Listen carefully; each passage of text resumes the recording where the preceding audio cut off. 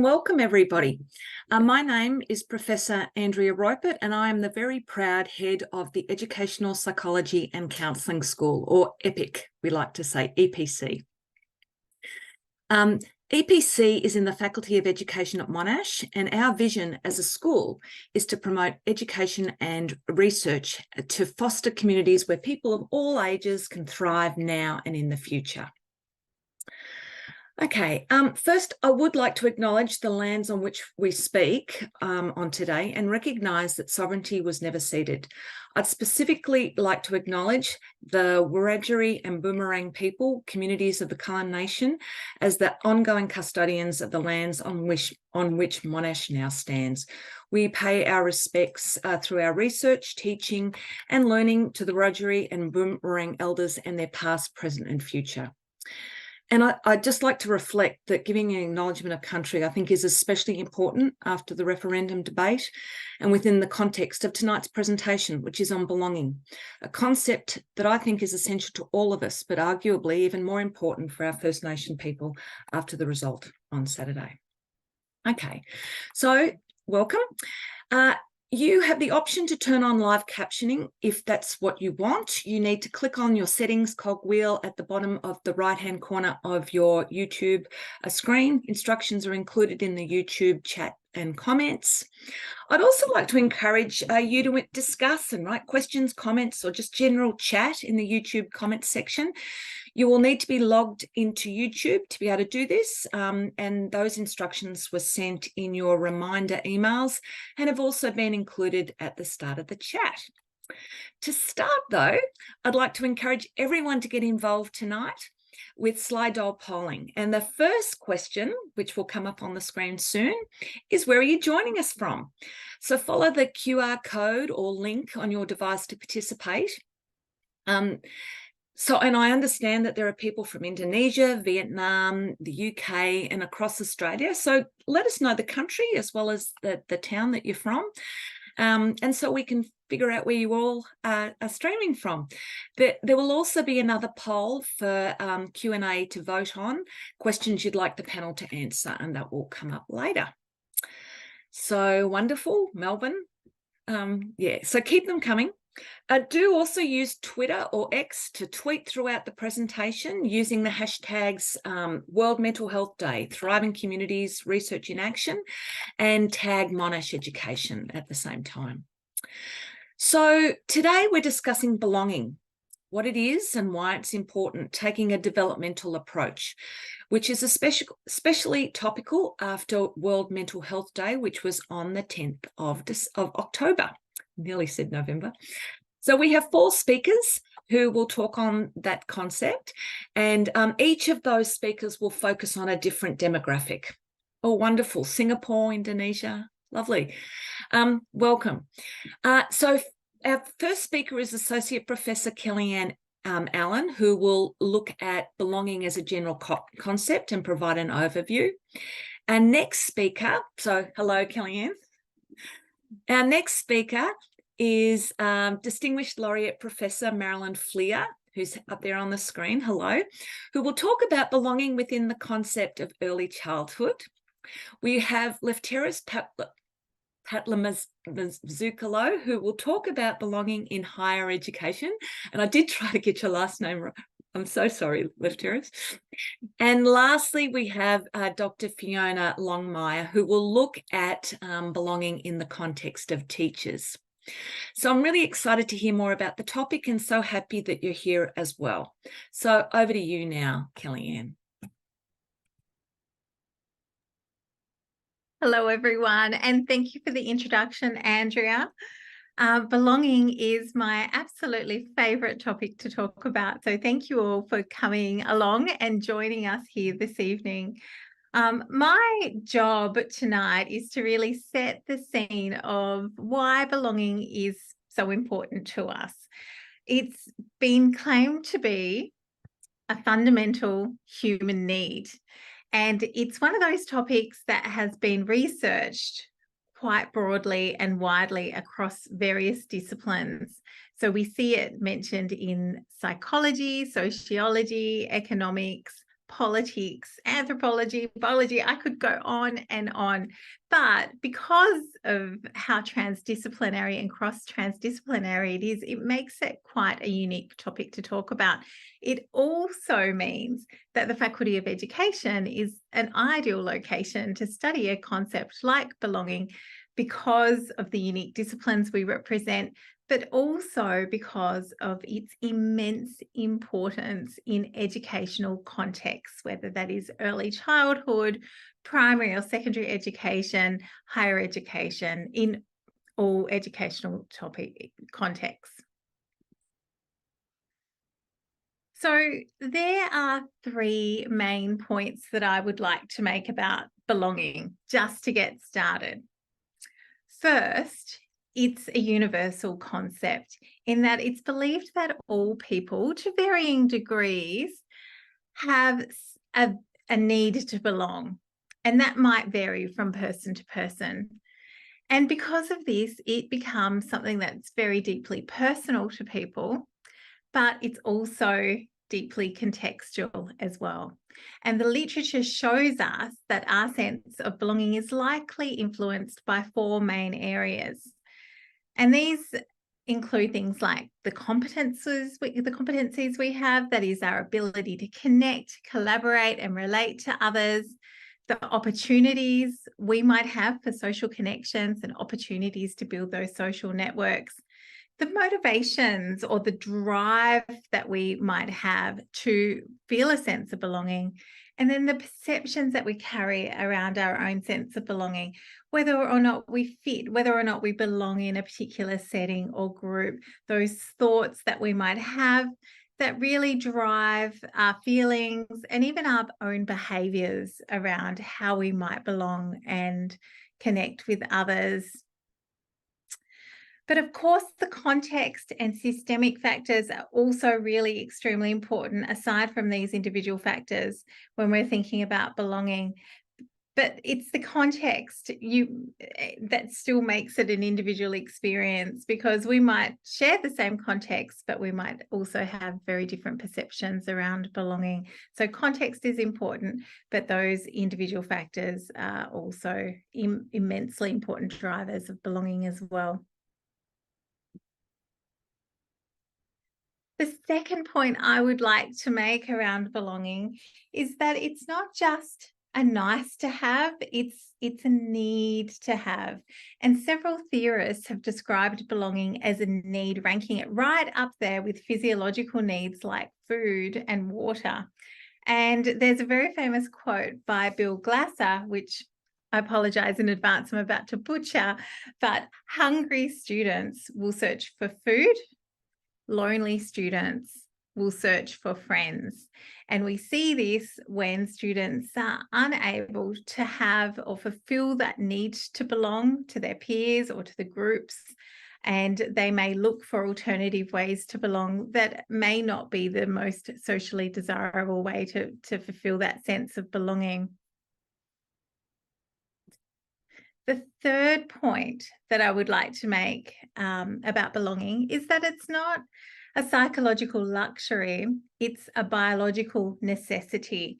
And we have a huge array of evidence that supports this, that comes from our evolutionary history.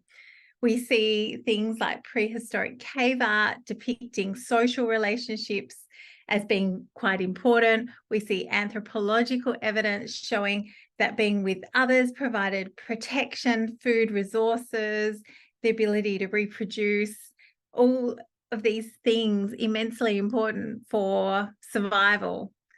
And even primatology shows social belonging and networks, even in our primate cousins. So the need to feel a sense of belonging is really embedded in who we are as humans. It's embedded in our DNA. And this information is probably not so much new information for you, but this information offers like an important reminder of how fundamental belonging is to us as human beings. And in the spirit of World Mental Health Day, which occurred last week, our wellbeing and mental health benefits greatly from having a sense of belonging. And from research that we've conducted with our colleagues at Deakin and the Murdoch Children's Research Institute, we've found that a lack of belonging, a lack of school belonging specifically at the age of 15 has led to, or can lead to, increased levels of stress, depression, and anxiety with implications well into adulthood. In fact, we found through this data that a sense of belonging to school at the age of 15 was associated with decreased levels of depressive, anxiety, and stress symptoms at all 3 time points in adulthood. And we found that feeling socially valued was an important dimension of school belonging in terms of fostering these long-term benefits in this particular data set. In a second study, we found that higher levels of school belonging were associated with reduced odds of tobacco and cannabis use in young adulthood, specifically that positive effect that you might have towards school, those positive feelings that you might have towards school, and the confidence in ability and success towards school. These were seen as the most important aspects of school belonging in this particular study. But collectively, these are showing that what's happening in school around sense of belonging can have these long-term effects and impacts down the track. Then we also have some research led by Professor Phil Parker at ACU, where we also looked at belonging at the age of 15 and found that belonging at this age predicted whether someone engages in further education and employment. In adolescence, Elizabeth Parr and her colleagues have identified it as the largest known correlate with depression. So it's no surprise that it's pretty well established that belonging is important for things like retention, attendance, and engagement in school. And I think all this collectively suggests that feeling a sense of belonging presents a pretty good business case for its importance in creating a healthy and functioning society into the future. Now, one of my favourite studies is this very well-known meta-analysis by Julia Holt-Lunstead, who demonstrates that it's not just the psychological or psychosocial benefits, but it's also the physical benefits as well. And in this particular meta-analysis, Julia and her colleagues found that social isolation was just as harmful as smoking. So if we just stop for a minute and think about this, how, as a society, how we've responded to smoking and the dangers that we've become aware that are associated with it. We've had health campaigns, we've had health messaging, awareness at all levels, schools, community health centres. So I'm wondering, and I'll pose this question to you and it will appear in your chat, how, should we be tackling belonging and the need to belong and the building of communities and stronger communities and reducing loneliness and social isolation? Should we be tackling these issues in the same way that we have been tackling smoking and the dangers around tobacco use? So that's just a question to chat about on YouTube as we go on.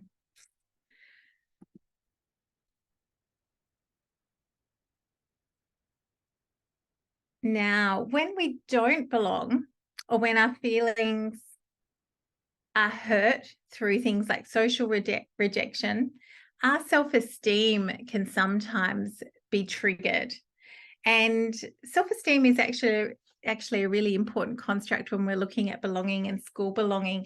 And through the research, and we're talking about decades of research, it's been identified as a bit of a sociometer, almost like an internal gauge that we might have when we're considering things like social acceptance or feeling socially valued.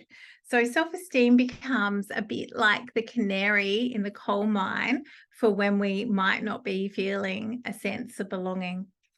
But it's not just self-esteem that can be hurt when we're not feeling a sense of belonging. Extensive work that comes from the social pain overlap theory shows that even through something like brain imaging, that the areas of the brain that light up in response to physical pain are also active when social exclusion happens. So social pain, like that experience from things like ostracism, rejection, not belonging, loneliness, all of that is processed in much the same way physical pain is in our body. And everyone here knows that exclusion and social isolation is so hurtful that it has been used for centuries as a form of punishment in all imaginable scenarios and contexts, including schools. Colonisation in Australia was about creating isolation for convicts so extreme that they were placed on the other side of the world, far away from their home and networks. Then at the same time, this also threatened the belonging through displacement and marginalisation of Aboriginal Australians. And today, we are continuing to grapple with who belongs in Australia, with these ongoing conversations around who has a say, immigration, and also around our LGBTQI plus community, which we will hear about later tonight from Left Terrace. The removal of homosexuality from the Diagnostic Statistic Manual was a significant milestone for psychology and psychiatry, but we need these continued dialogues to shift the systemic barriers and undo the barriers that have been entrenched over time. In other research, a meta-analysis, in fact, we found that teachers matter most for school belonging. In fact, the student-teacher relationship, that is, teachers who are approachable and likable, that was the most powerful and significant factor when it came to school belonging. And when we have interviewed students directly about the relationships they have with teachers, we also know that students themselves can provide insightful strategies to help them feel connected with teachers. Our Monash team asked students in 5 countries for strategies, and they gave us gems like, treat us like you would a friend and not just a student. If I was to summarise these strategies, these students in our sample, they wanted to be known, they wanted to be seen, and they wanted to be heard by their teachers. They wanted the teacher to notice when they were away. They wanted to be missed. And they very much wanted to find that friendship within that relationship with the teacher. They also wanted, just changing slides, they also wanted help with peer relationships. So these were teenagers in our sample. So this was a bit of a surprise for us. But they really asked for more help with the social connection. And they suggested sensible strategies, asking for things like mixed age opportunities, more collaborative work, group discussions, things like school sanctioned activities. And they just wanted, one of the things that they said was, oh, just let us be with our friends. So this is something that schools and educators can grapple with. And we found these responses so insightful. We have joined forces with Aero to garner insights from children in the early years, 3 to 8. So this is just a little bit of a quiet plug for a study that we're conducting at the moment. If you are a parent of a 3 to 8-year-old, we would be immensely grateful if you could conduct or complete our study. It's very straightforward. It's a brief survey, but it's designed to elicit directly from young children how they perceive belonging and what facilitates belonging for them in their educational context. So immensely important research that we would be so grateful if you could help with, and feel free to share the link with anybody tonight. So as we get to the end of my presentation, just to conclude, I would like to leave you with this quote that I heard last week when I was in Adelaide. I believe that understanding belonging from the people who are within the context is absolutely crucial. And if we work with schools and we're wanting to create places where everyone feels a sense of belonging and where we're prioritizing belonging as a need and a human right, we must really be listening to the first-hand experiences of those people in those particular contexts. I believe that's really important. So Professor Jan Hare, this quote really resonated with me. She says, we need to stop viewing people as stakeholders and start viewing them as right holders. And continuing on from this line of thought, I would like to now introduce you to Distinguished Laureate Professor Marilyn Fleer and her conceptual play worlds, which offers an applied example of the way young children may engage together to build belonging actively.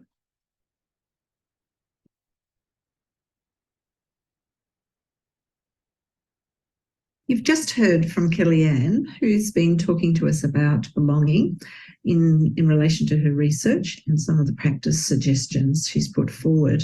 I'm going to continue with this and give a case study that comes from the research of our Play Lab, which is, of course, at Monash University, and the Play Lab's funded by the Australian Research Council. One of the things we've really noticed in our research in the Play Lab is that we've identified that belonging is such an important dimension of the work that we've done as well. And even though it wasn't specifically what we were looking to research, it was something that came through. And there were two kinds of things that we noted from our research, which surrounded the intervention that we use in early childhood settings, which includes childcare centres, preschools, playgroups, and family daycare, plus the early years of school.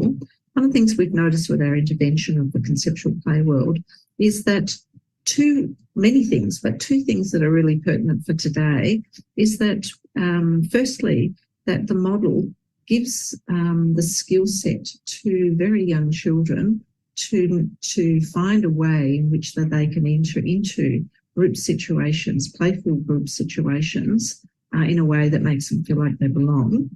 And secondly, we've noticed in our research with our intervention that the intervention changes the environment so that it actually helps girls in particular to feel a sense of belonging with an area of learning that has traditionally been much more challenging for them to enter, and that's learning in STEM, science, technology, engineering and mathematics.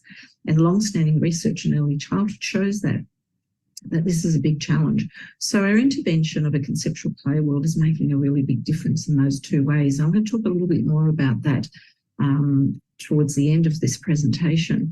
But before I go to that place, I wanted to tell you about, well, what is our intervention of a conceptual play world? What does this involve?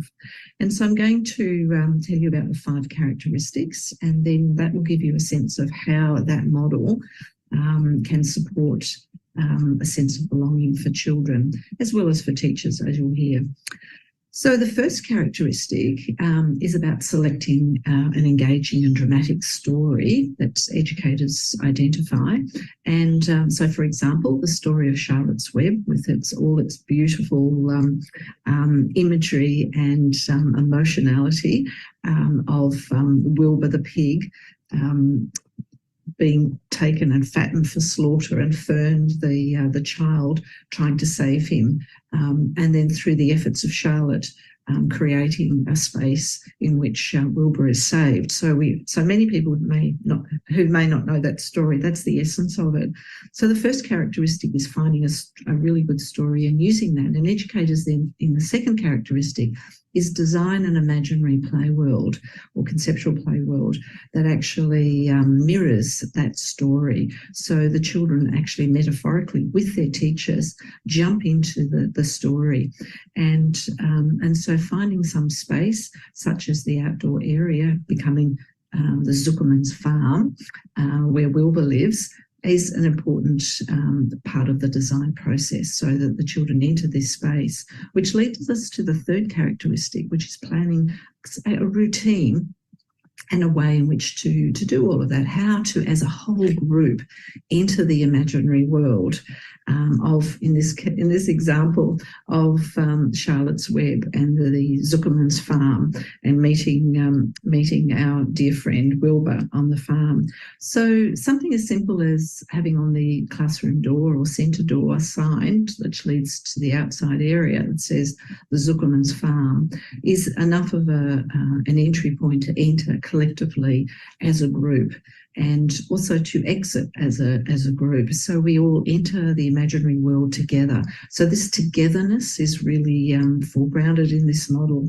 And then the fourth characteristic is actually the problems that arise in the Zuckerman's farm. And this is where the teachers plan particular concepts around wellbeing that we've heard from, wellbeing and belonging that we've heard from Kellyanne, and the belonging dimension specifically about how to together solve the problem, to be in teams, to be inclusive, is something that teachers can plan for. But it can also be in relation to other areas of the curriculum, such as technologies, like building a shelter for Wilbur, or learning about how to care for Wilbur to make him feel like he's valued and respected, part of the farm and not going to be out for slaughter. So how do we care for Wilbur? And if Wilbur's not well, what do we do? And so building and researching what are the ways that Wilbur can respond. So that's the fourth characteristic, which is about designing a problem that the children and the teachers solve. And the fifth characteristic, which is very important, is the role the teacher takes. They are in the imaginary world together with the children, so they also become a character, such as the vet who helps Wilbur, or maybe they're role-playing being Charlotte, the spider, and not always the same character every time they enter these imaginary worlds. But in character, they can actually show the different dimensions of how to create a sense of belonging in that community, how to interplay, how to be friends, how to be kind, and so on. So that's a very quick overview of the 5 characteristics that teachers plan for. So what we're going to do is we're actually going to look at a video where we actually meet the celebrity Wilbur, and we hear specifically from the teacher what happened in relation to the children, and how the sense of belonging and well-being and social and emotional development was supported. Wilbur is somewhat of a celebrity at our school at the moment. Some mornings when I come in, Wilbur is not where I left him. He might be sitting at my desk wearing my glasses, reading a book, or he's visiting the farm with the toys that we have at the back of the lab. Or they've just, put him on the haystack or made a little bed for him. It's just, who knows where he's going to be when you come in the morning. And then as far as like the emotional connection, like we've got a few students as well in grade 1, and they seem to form a really special connection with Wilbur.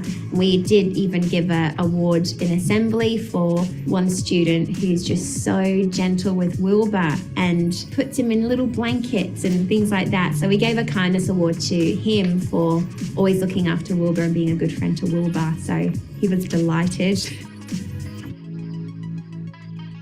So we heard from the teacher just a very quick overview of one aspect of how the children built an inclusive and a really strong sense of belonging for Wilbur in their community, and that they were in their classroom. So this is just as an idea of the intervention. What we found with working with this intervention, cycling back to the 2 things I mentioned at the very beginning, was that this model really gives the children the play skills that they need to create rich and imaginative environments where everybody feels like they're part of the play.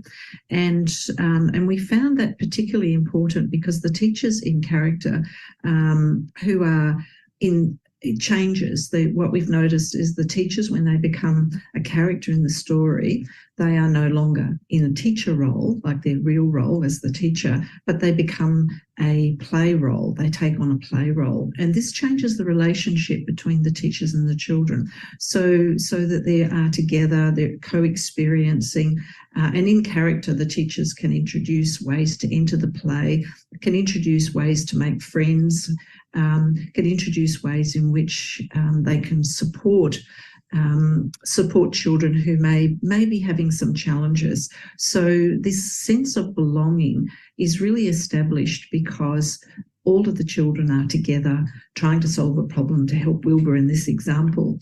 And all of our conceptual play worlds are designed around some kind of helping action, some kind of way of supporting, some sense of togetherness where we together solve the problem of the character who needs some help.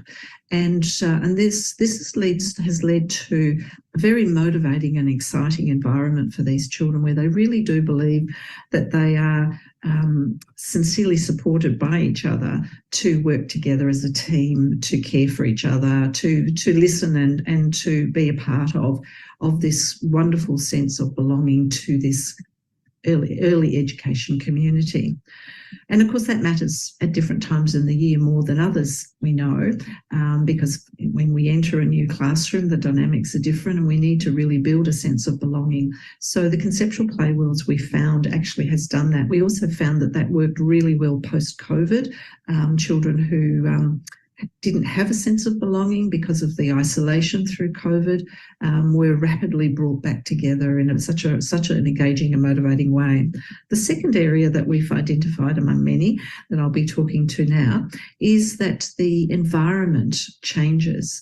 Because what we know traditionally in early childhood settings, and it has not changed over time, we know this also from our baseline data, that there still are very gendered ways of interacting, and that in early childhood settings, and particularly in the area of STEM, where it's often a no-go zone for girls. Our research has shown really incredible ways in which girls feel excluded from the space and therefore don't have an opportunity to build confidence and competence in STEM. So they feel they don't belong to the STEM community. But when we've introduced a conceptual play world, the environment changes because it's no longer, the structures in the centre no longer carry potentially gendered ways of interacting, like in the block corner where girls are often excluded or they're positioned as handing over the blocks and supporting the boys with their building. For example, there are studies that have shown that as well. And we also have seen that in our research where the physicality of the children taking all the resources and have pushed the girls to the side so that they don't get a space, they can't see what's happening, and they're excluded and don't feel and don't develop that sense of belonging that STEM is for them as a possible option for thinking and acting and being in the world. So this matters because what we've identified from this research is that the early childhood settings with their structures become different places in the imaginary play world. In the imaginary play world, what we find is that the block corner, the home corner, the craft area, etc., the outdoor space, they all become resources like a library to go to take and feed the imaginary world. And that totally disrupts the gendered interactions or the traditional ways that might emerge in those spaces. So we feel really pleased that children build a sense of belonging to those academic areas, and particularly for the girls. So now that's brought my presentation to a close, and with a question about, well, how do we think about this in relation to older children, but also in relation to building a sense of belonging in a context of the LGBTQIA plus community. And Lefteris is going to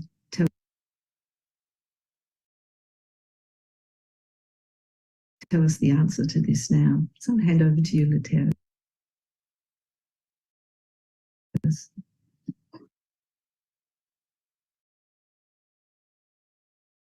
Thank you so much, Marilyn. Thank you, everyone. I would like to introduce myself as well. My name is Dr. Lefteris Patlamazoglu, and today I'll be speaking a bit about the sense of belonging of LGBTIQA plus young people. But before I get to do so, I would like to talk a little around the concept of intersectionality. Some of you may be familiar with these concepts, and I thought I was familiar with this, and I thought I was using it well in my clinical, in my research, and in my teaching practice as well, but I realized I wasn't using it properly. So this is just a brief introduction, a brief intersectionality 101. So the concept was introduced by Kimberly Crenshaw, which is important to note. She is a queer woman of color as well. So it is a critical concept in understanding the experiences of LGBTIQA+ young people. As a framework, intersectionality acknowledges that people hold multiple identities which also intersect, like a Venn diagram that we see here. And these identities, of course, influence the lived experiences. So their identities of race, class, age, sexuality, gender, etc., intersect to create novel experiences that are different to each of the identities that comprise them. So for LGBTIQA+ young people, for instance, these intersections can amplify both their vulnerabilities as well as their strengths. And in this way, intersectionality shapes their sense of belonging in society. So that's because LGBTIQA+ young people often face intersecting forms of discrimination and also marginalization. So for instance, a young person who is both transgender and a person of color may encounter unique challenges because of racism, but also transphobia. But in the meantime, this trans person, this of color, may find some unsolicited benefits or some unwarranted gains through this experience of oppression, such as resilience, personal growth, resistance, etc. So this is my favorite way of introducing the concept of intersectionality. This is a graphic by Miriam Dobson, which says that there's Bob, which is who is a stripy blue triangle. And of course, Bob being a stripy blue triangle should be proud for these things. So these are Bob's identities, right? Bob finds groups that oppress Bob, basically. So some groups may say they hate triangles and some may ostracize stripes. So these are groups of oppression. On the other hand, Bob may come across liberation groups, so the opposite of oppression being liberation. So some groups may say, we love triangles, come with us. Some others may say, we love stripes, come with us. Some others may say, we love the color blue, no, you should come join us. So therefore, Bob may feel torn because these liberation groups don't talk to each other, and sometimes they may compete against each other, because they may feel more entitled or more possessive towards Bob. So Bob is feeling conflicted, torn, doesn't know where to go, and he wishes that there was a group that celebrates stripy blue triangles. And he wishes that those identities could work together in a liberation group without, as we see here, there's no liberation without equal representation. So for Bob, intersectionality is the belief that those oppressions are intertwined and cannot be solved alone. So that's why Bob is a proud supporter of intersectionality. And Bob would like to see more intersectional work taking place in the educational systems. So inclusive education is intersectional education. So the education system, of course, is where many LGBTIQA+ young people spend most of their days, most of their lives. So inclusive policies and curricula can resonate self-acceptance, sense of belonging, connectedness, and also they may improve the psychological distress that they may experience. We'll look at mental health in the next couple of slides. So, for instance, when students learn about queer history, or when they learn about the integration of trans women in history and in institutions, and where queer and LGBTIQA plus history is celebrated within schools from an intersectional perspective, then LGBTIQA plus young people feel represented, they feel they belong. Now, educators and mentors have an important role, of course, in developing and acquiring the knowledge and also transmitting or imparting the knowledge about intersectionality. And they can better understand, and this way people can better understand and support the diverse needs of LGBTIQA plus young people. Although from my experience with working with LGBTIQA plus young people in research, as well as in a counselling context, I see an increasing number of LGBTIQIA plus young people being very well informed about intersectionality and being very keen to also educate adults around them, their families, their peers, also the teachers. But the young people shouldn't have to do that, right? It's the responsibility of the adults to be adulting, right? And to be educators, and to be intersectionality informed. So a sense of belonging enables young people to feel outside, as well, represented, and to also contribute more actively into their schools. So you may have heard of GSAs. They used to be called, well, now they're called gender sexuality alliances, but they used to be called gay and straight alliances. I think gender sexuality alliances I prefer.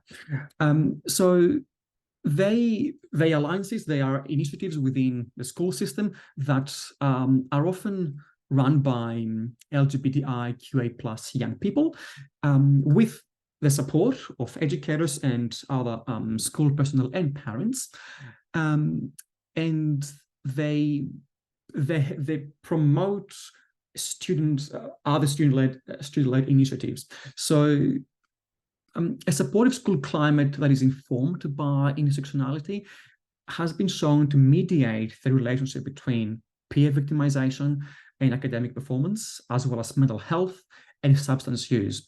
So these are, I guess, the pros of GSAs. There may be some people have expressed, I guess, concerns about certain aspects of GSAs, such as sometimes there may be overload students with tasks and responsibilities, or they may target specifically LGBTIQA plus young people rather than being inclusive towards across genders and sexualities and sexes. But these are concerns that can be easily ironed out with the support, with proper structural support. So I did say earlier I was going to talk about mental health, and this is my favorite topic to discuss when it comes to LGBTIQA plus young people. So if I could find one word to describe the root, the cause of all the issues, I would just put it as simply as violence. I know it probably sounds a bit raw the way I'm saying it, but all of this heterosexism and cisgenderism, so basically the ideologies that everyone is expected to be or should be heterosexual or should be cisgender, these are all ideologies based on violence. The social stigma that young people experience, such as discrimination, may also become gain an intrinsic value when it becomes internalized by young people, when it becomes self-stigma, or as it used to be called back in the days, internalized homophobia or transphobia. So we see there was a recent study done in Australia that showed that LGBTIQA plus young people had nearly 3 times the rate of mental health disorders. That's about 58.7% compared to the heterosexual counterparts, which were at 19.9%. That's shocking in my mind. And about 1 in 3 transgender people reported a mental health disorder within the last 12 months, compared to 1 in 5 cisgender young people. Also very alarming. I don't think we need more research. I mean, more research is good, but I don't think further evidence is required for us to understand that LGBTIQIA plus young people have it tougher, of course. And of course, this is just a snapshot of the issues experienced by this population. I can keep going on about the fear of self-disclosure to service providers and primary healthcare, or the workplace discrimination and school discrimination, as we saw, of course, struggles with conflicting identities from an intersectional perspective, as well as social exclusion, withdrawal, so the opposite of belonging, obviously, struggles with self-acceptance, and also acceptance from friends and family. Often we see that LGBTIQA plus young people who are not supported by an intersectional and inclusive and supportive environment within the school system, they may resort to other supports from online resources, which can be supportive at times, but can be quite, what's the opposite of supportive? It may hinder, I guess, their identity development or even the mental health if they're not, if they're misinformed or if they're not used properly. So this is the last slide I want to discuss about some things we can do, I guess, to improve the mental health and the well-being of LGBTIQA plus young people. And this concerns the mental health services, advocacy, mentoring, and ongoing dialogue between families and communities and the school system, of course. And that's what research has shown, that empowering LGBTIQA plus young people to advocate for their own rights and needs, that's essential for fostering the sense of belonging and connection.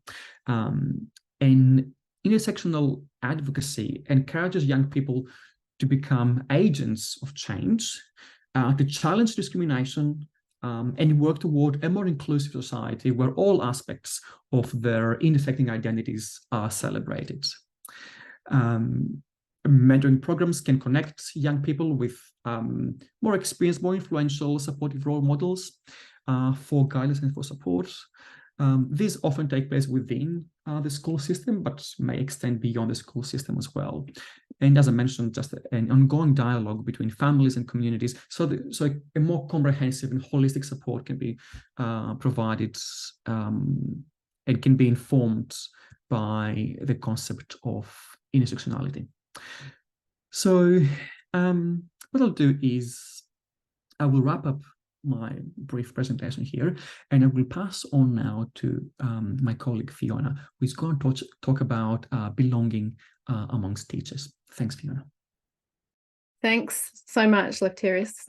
That was great. Okay, I'm going to share with you some research we've been doing here in the faculty at Monash, looking at the experiences of teachers and how they're feeling about their work and their work conditions, and the place of belonging in thinking about the problems that they're talking about in their work.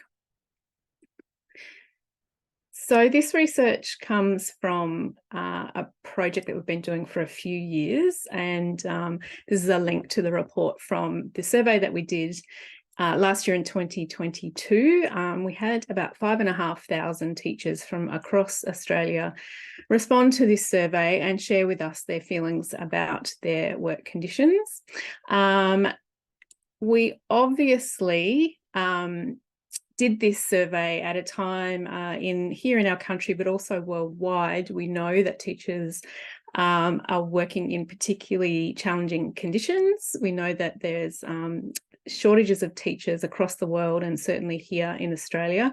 So we were asking questions at a time that was quite challenging for teachers, but arguably the conditions and the challenges that teachers are facing have continued to amplify over the last few years. Some of these quick headlines I've gathered here are just from earlier this year, and the conversation around how we're supporting teachers to be healthy and sustained in their careers are continue to be really important conversations to have. So we were really excited to be able to bring teachers' voices through our surveys to the conversations. And as I'll share with you, found some really important things, including the place of belonging in understanding teachers' work and what can support them. So just quickly to share with you from that work that we've done. So we had also completed this survey in 2019. So we were able to see some changes in the responses of the teachers who shared with us.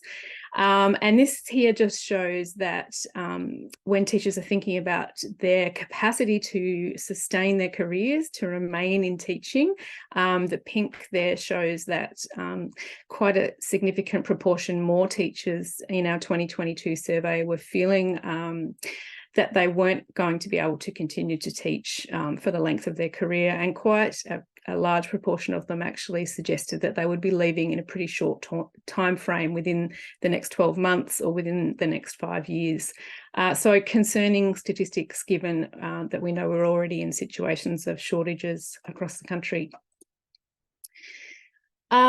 We also asked how teachers were feeling in terms of their satisfaction with their role as a teacher. And again, looking at the comparison of the pink statistics to the blue statistics, we can see up towards the end there that unfortunately by 2022, only 28% felt that they were satisfied with their career in teaching. Sorry, that should be 48, I think.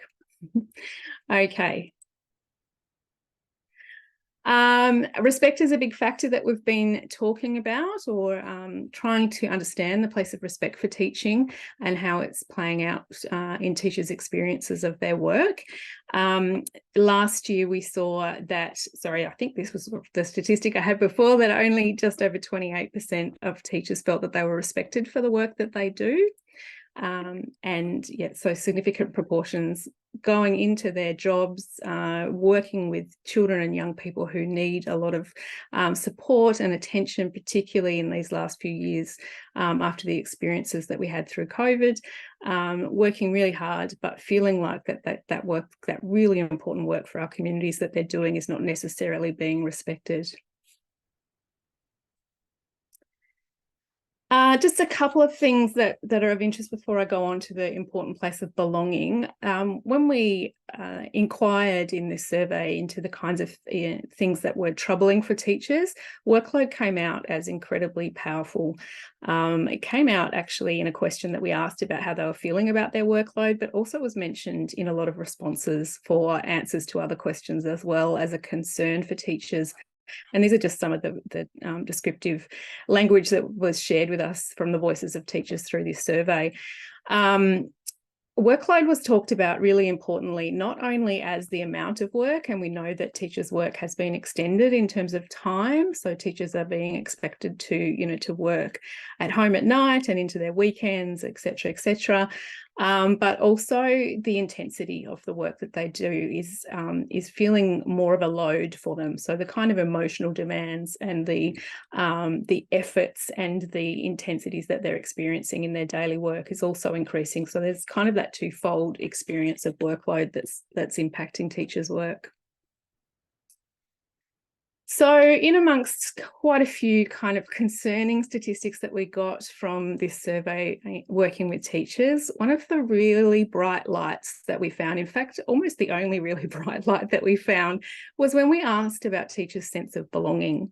So 80% of teachers in that survey of 5,500 suggested that they felt a sense of belonging to their profession. They felt a profound sense of connection as a teacher, in their profession as a teacher. So that was really interesting, especially given the statistics around whether they were feeling satisfied or overworked. They still felt this really powerful sense of belonging. So we think it's a really important factor to continue to investigate and think about when we're looking for ways to respond to the teacher shortage issues that we've got, and the ways that perhaps we can be working to retain teachers in our schools currently across the country. We explored a little bit more with the teachers in the survey, where we asked them to suggest what they found to be key contributions to their feelings of belonging.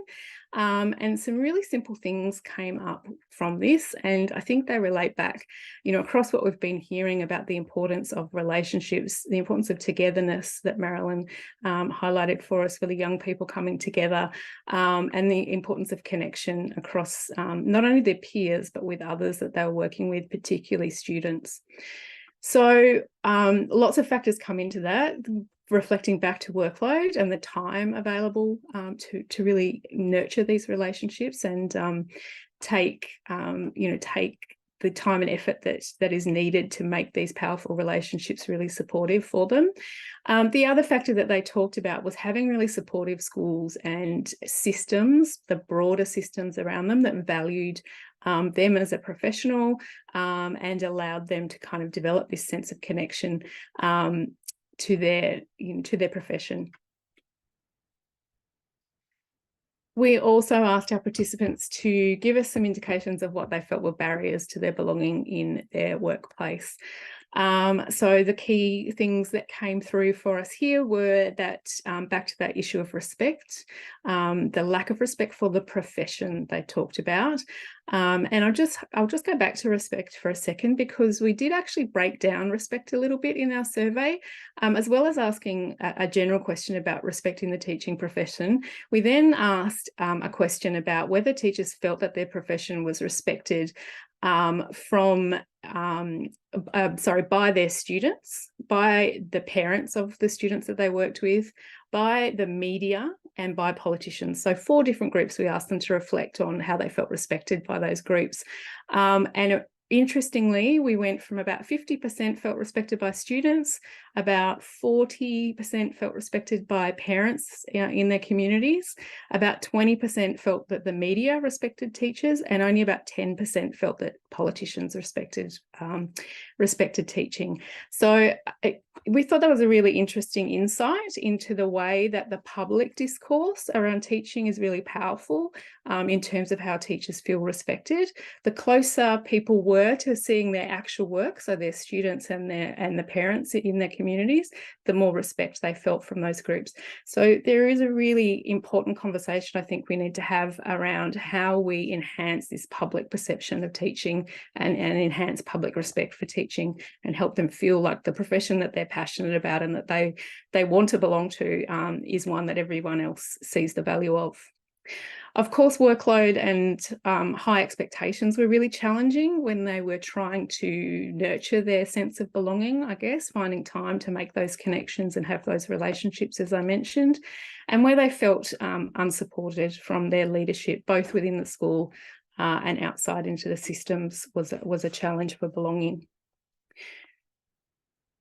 So I'm just quickly going to share a couple of things that we've been talking about in a few different publications and places we've been having conversations about, where perhaps there's some opportunities that we can start to open up to build on this sense of belonging and try and bring it to the fore a little more in our schools, particularly when we're working with school leaders or systems, to think about what is it that we can do right now to keep the teachers, in schools and develop this healthy and sustainable environment for them, and I guess stem the flow of attrition that we've been seeing in schools, which is more and more concerning. So what can we do right now? There's lots of talk about what we can do to attract teachers and preparation to help teachers, be, I guess, more able to be sustained in their careers. But actually, I think what we really need to do right now in this moment is think about how do we keep the ones that we've got who are staying on and really trying to connect, in their schools and with their students, despite the challenges that they're seeing. So some of the things that we've been interested in is thinking about, first of all, the shared kind of passion and purpose that people bring to teaching. So we know from a lot of other research that teachers don't enter the profession generally without a real commitment to the profession, without a real absolute desire to make a difference for children and young people that they're going to be working with. So we think that's a really important thing to come back to acknowledge and to make really visible in teachers' work. So giving them more opportunities to have those relationships and those conversations around those things with their colleagues, building in time and space to collaborate and connect is really possible, simple things that maybe could happen, to bring to the fore in schools to help them. Finding time to celebrate the joy of and commitment to teaching, and real time, so within workload, within the, not adding something on, but actually finding time within the normal day to share those motivations, and also put those motivations perhaps to the fore where possible, rather than often conversations around what's the school goal, what's the target we're trying to reach, and then we bring teachers in behind that. How can we actually talk more about that passion and that joy, and think about how that's most important in driving what we want to see happening in schools. So lots of connections, I think, throughout the night. Kelly started off talking about how students were saying they wanted to be known, seen, noticed and heard. And I think we're hearing that from teachers at the moment too. They want the time and space to be known, seen, noticed and heard. And, their opportunity that we gave them to have their voice come forward was a really powerful one, and really, spoke to their desire to have a voice in this conversation and to be more respected and supported in their work. Thanks for listening, and I'm going to hand back to Kelly now to drive us in our conversation. Thank you so much, Fiona. I'm going to invite all the presenters back to the screen now. And thank you, everyone, for listening so far. We've now entered the question or the panel aspect of our presentation this evening. And so we'd really like to encourage you all to ask your questions. You can use Slido, and there's instructions on the screen, or you can drop your questions into the chat box on YouTube, and they will be shared with you, or shared in Slido for us to see. So please spend some time asking the questions or sharing thoughts that you might have. But I might just kick us off with a little bit of a question, just to get the conversation started. Fiona gave us some immensely interesting strategies for teachers to foster a sense of belonging in their profession, in their workplaces. But I'd probably like to pose the question, what is one thing that educators or clinicians or psychologists or anybody that might be joining us today, what's one thing they could do tomorrow to foster or contribute to fostering a sense of belonging with either the students they work with or the clients they work with? And these might be tried and true strategies that you've tried, panel members, or they might be things that you might know from the research, but yeah, would be interested to hear your ideas.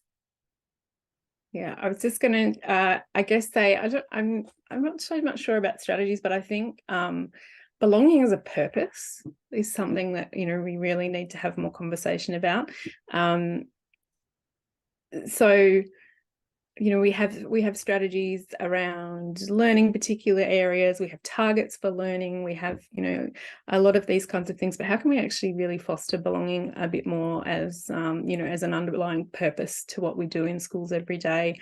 And yeah, I think that comes to strategies around time and time for relationships, time for connection, time to, to do the knowing, seeing, hearing and noticing that the students are calling out for, and I think others are, which is a really tricky tricky thing to add in when we're struggling to, you know, we know from our teachers that they're struggling to complete all the administration tasks and do all the curriculum and all those other things. But, you know, we've heard tonight just how powerful a focus on belonging is, and really it's so simple.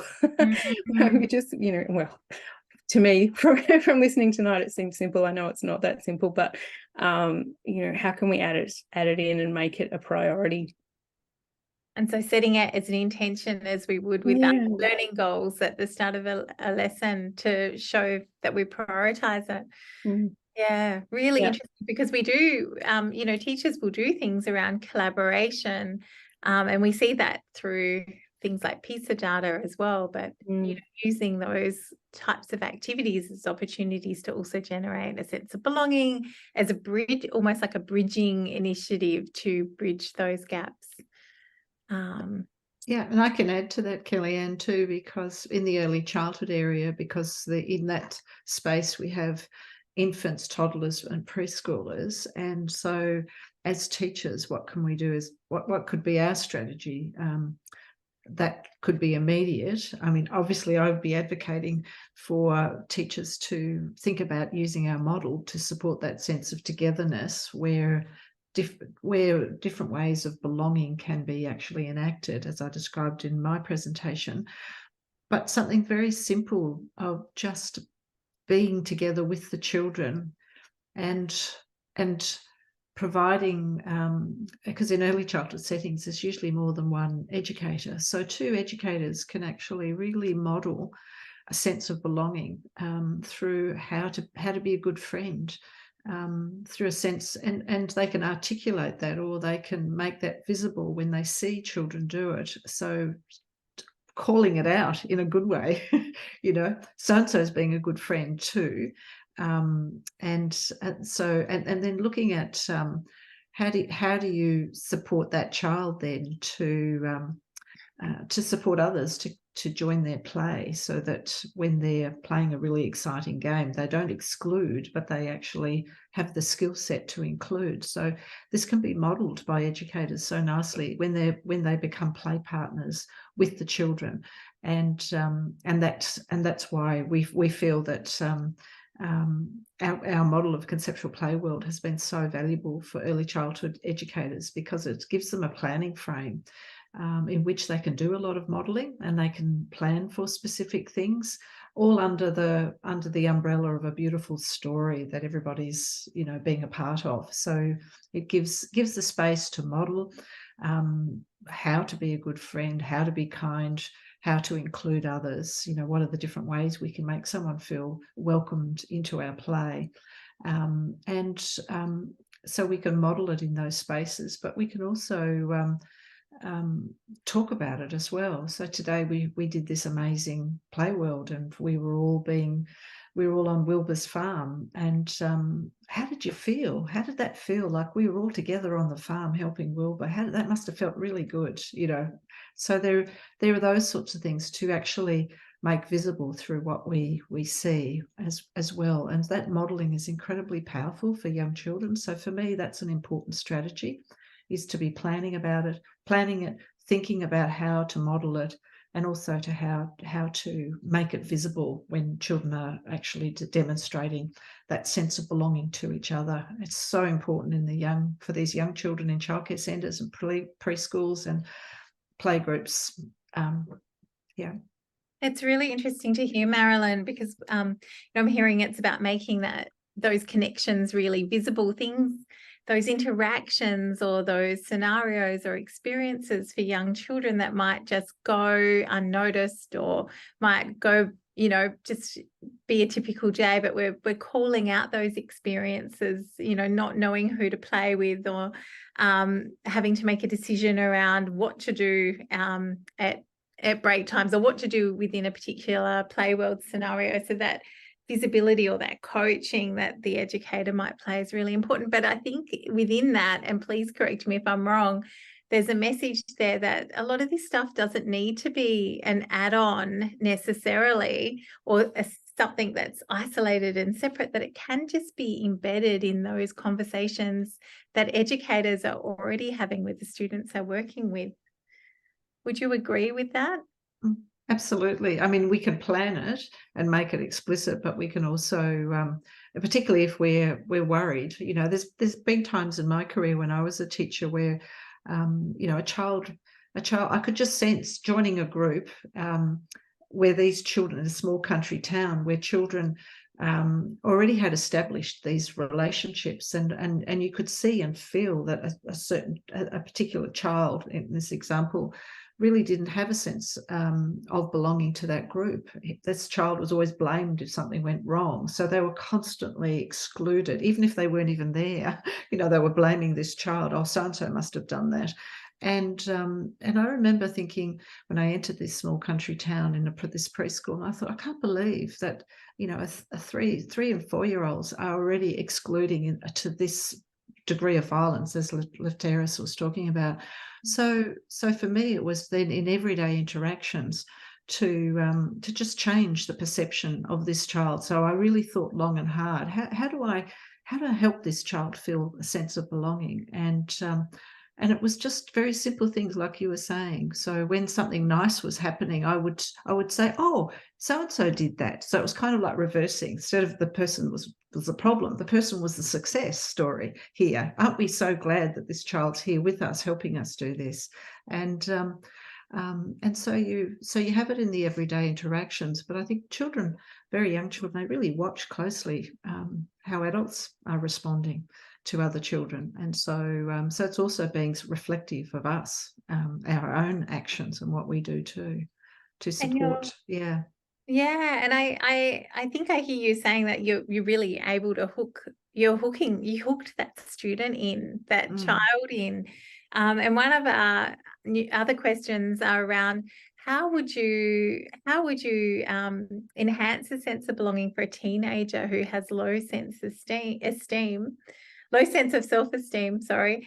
And I think, you know, what you've just described with that child, although much younger than a teenager, is very similar to what we would be doing with an adolescent around getting them engaged and building their self-esteem and connecting things to them. But with a teenager, finding that, I guess, that balance between building their self-esteem in a safe way and not necessarily singling them out. That is one of those things that we balance when we work with adolescents or have adolescents. Does anybody else have any thoughts, panel members, on that, how we might be able to engage and build belonging in students that might have a low self-esteem?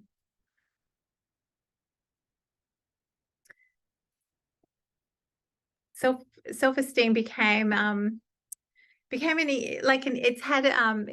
had its popular periods, and then it's had its less popular periods, but I think it's safe to talk about it back again these days. And for those of you that might not be aware, when it comes to self-esteem, I think the argument was, for the people that found that self-esteem to be a risky thing to be promoting, was that, you know, you could steal a car or rob a bank and still have high self-esteem. So, but I think we've come to acknowledge that self-esteem is deeply linked to things like school belonging and school engagement and self-efficacy, and all those constructs. They are all very highly correlated. And so when we talk about building school belonging, we do talk about building those social and emotional competencies, of which self-esteem is one of. So they're very interrelated. So I would go as far to say, if you're targeting building self-esteem, in a way you are building a sense of belonging as well. I'm not a psychologist, so I'm not an expert on self-esteem and concepts like that, but I was just reflecting, I think, on what Marilyn was sharing and what we've been thinking about, both with teachers and also with student engagement, is another space that I do a little bit of work, or disengagement, as it might be, and the place of kind of joy and play and those those unscripted, unstructured opportunities to notice, the things that Marilyn was talking about, and to foster relationships. And we have some really fabulous, I think, social and emotional learning programs, and really great things happening in schools to upskill children and young people with skills, particularly the kinds of students you described, Marilyn, the ones that need perhaps explicit kind of teaching and support to develop those. But I think we've lost, and we're hearing from our teachers that we've lost that time to have a bit of joy and a bit of unstructured, unpurposeful, time in schools where we're able to just have relationships, have fun, have connection, just for the sake of doing that. In another project that I did a few years ago, I talked to about 10 recently retired principals, and I'll never forget one principal talking to me about the loss of the Friday afternoon kickball game in primary schools, and that he said by the end of his career that the Friday afternoon, free play, or for anyone who's old enough like me to have been working in primary schools, over a decade ago, he didn't feel like that was seeming to be able to be possible anymore, because of the busyness of the work that teachers needed to do and get through in schools more. So I think, I was just sort of listening to Marilyn and thinking we could learn so much, I think, from the early years and the way they value those opportunities, that I think could benefit teachers and students in terms of their connections and feelings of belonging. Yeah. My son is in prep this year, and by his favourite lesson or favourite time of the week is what's called golden time on a Friday afternoon. And it's just the highlight of his week. And I think they just have complete free time. And there is that opportunity for those. Yeah. Because they practice during those periods of time. They have the opportunity to practice the things around. They can practice helping others and building a sense of belonging. There's so many things that, being kind to each other, working out how to be a good friend to someone, because they can practice that during play. And if they don't have the time for that, then when do they do it? Because the playgrounds are very... playgrounds can also be tricky places as well for children to navigate. And so if it's in the classroom and the teachers are there to guide and support that, it can be a very powerful and positive experience, like the golden playtime that your child's experiencing. Can I ask a question of Fiona? Because one of the things that I worry about that you've touched on is this intensification of learning that we're seeing so much in schools, and the intensification of paperwork. And I think, even to take your metaphor of the idea of this playtime on a Friday afternoon that this principal said, and that Kellyanne, that you drew attention to as well, as the best time for your child. I worry that towards the end of the year, people seem to, I'm hearing this is what happens in secondary schools, that instead of winding down, they're winding up. So they're actually starting to do units of work that they're going to do the following year early at the end of the year, when the children are exhausted and the teachers are exhausted. And really, education's not a race. I just don't understand why we would want to put so much pressure on children. And I don't know, I have been around a long time too, but when I was a student, the end of the year was like that golden period you were talking about, Kellyanne. It was kind of wonderful, because you go on excursions and you do all these amazing things, and you might help clean out the cupboards in the storeroom for the teachers, and you do all these community-based things, and you might go and do weeding and gardening and a whole range of things, as well as a little bit of academic learning, because it's more consolidation. So why are we asking our children in secondary schools to finish what they're supposed to do in the year and then start next year's work early, just so they can get a kickstart? This is, to me, crazy. I just don't understand it. Do you know, Fiona, why is this happening? Look, I mean, I think we, first of all, I think, we should acknowledge that there's so many fabulous, relationships and connections and things that are going on in schools all the time. But it is really in spite of a lot of discourses around that have amplified the learner rather than the human, in my opinion. Nice, yeah. So, we've had lots of conversations around loss of learning minutes, in lesson time. So there's a lot of routines in schools that are intended to get kids straight into learning. So you're not losing a single minute in the morning or, after recess. So this kind of language has become more and more common in schools in the last, few decades, I think. And I think that's where that time has been taken away from what is not able to fit in a really clear learning box. So by that I mean literacy, numeracy, curriculum area learning. We're not seeing things like helping your teacher clean out their cupboard at the end of the year as a learning or human development kind of opportunity that schools should also be fostering.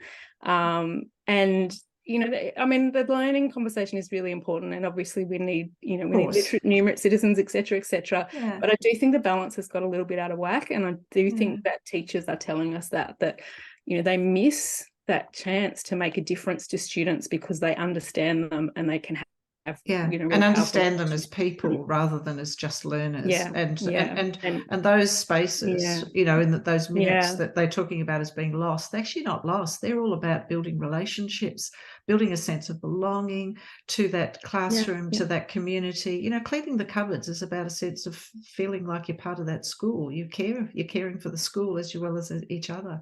So it's really interesting, this out of whack. And then the pressure and the minutes of coming in and the and the pressure that this places, it worries me. But do you think we feel pressured by standardized testing and measures, and perhaps maybe we need to be measuring things like enjoyment and joy and laughter and how many laughs did we have today? But I'd love to know more. We've got other questions here that people have asked about, Kellyanne. What do you think? Absolutely. So I've got one here. What unique challenges do LGBTQIA+ students face in establishing a sense of belonging at school? And I wonder if Lefteris could share some thoughts about that with us. Yeah, gosh. Thanks for the question. Where do I start? Well, first of all, I would say systemic issues, as I mentioned during my presentation. Non-inclusive or explicitly exclusive curricula. So, and this, I guess the issue with this is that some curricula may not adequately address LGBTIQA+ history, issues, or contributions, and this lack of representation can make queer students feeling invisible or erased completely, excluded, not belonging from the educational experience. I would say even the smaller things, although not too small, but I guess the more common mistakes that we come across, like non-gender inclusive facilities, like bathrooms and changing rooms, that can be challenging for trans and non-binary students, or make them feel uncomfortable or unsafe, or the lack of access to supports. Many schools may not provide access to LGBTIQA+ support groups, or may not even have counselors who are educated or competent in working within with people with diverse genders, sexes, and sexualities, or who can offer guidance and understanding. There's also some safety concerns that LGBTIQA+ young people may face, both within, I would say, beyond the school environment, but also definitely within the school environment. So this act of violence, whether it is overt or covert violence, even non-inclusive forms, even being forced to write or to use certain uniforms or certain gender pronouns that may not reflect their authentic gender experience, identity. Of course, I touched on mental health issues earlier. There may be also I guess the rejection from family and peers, as well as online peers, as well as online, as well as in-person peers, may reject LGBTIQA plus young people, and they may face rejection and lack of support as an outcome of this, and this can then lead to feelings of isolation, distress. Young people may also distrust the services. They may experience fear of disclosing the true identities, or be uncomfortable around disclosing that, or transitioning, if they're experiencing gender transition. Yeah, and I guess more broader issues like a heteronormative culture that may infiltrate into the school culture as well.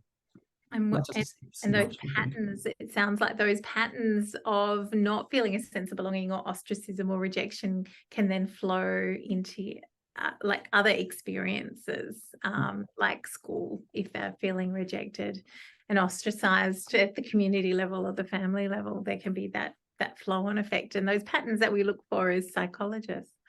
That's right. Yeah, it's the microcosmos. Very, very well said, Kelly.